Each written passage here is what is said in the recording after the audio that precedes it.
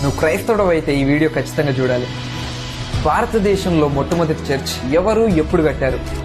చాలా మంది తెలియక అనుకునేది ఏంటంటే ఎవరో బ్రిటిషర్లు భారతదేశానికి క్రైస్తవ్యాన్ని తెచ్చారని. కానీ నిజానికి సుమారు 2000 సంవత్సరాల క్రితమే క్రీస్తు శకము 52వ సంవత్సరంలో యేసు క్రీస్తు 12 మంది శిష్యుల్లో ఒకడైన తోమా ఓడ మార్గమున కేరళలోని కొడంగులూరు అనే ప్రాంతానికి వచ్చాడు. ఆయన వచ్చి యేసుక్రీస్తు సువార్తను ప్రకటించాడు.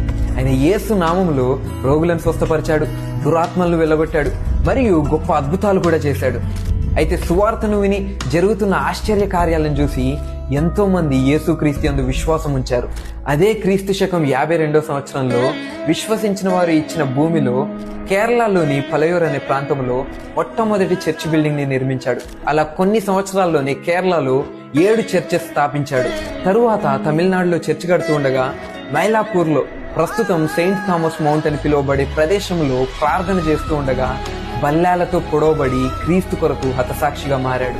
భారతదేశానికి సువార్త 200 సంవత్సరాల క్రితము బ్రిటిషర్ల పరిపాలన వలన రాలేదు, కానీ 2000 సంవత్సరాల క్రితము ప్రేమ ప్రాణ త్యాగం వల్ల వచ్చింది. దేవుడు భారతదేశాన్ని ఎంతో ప్రేమిస్తున్నాడు.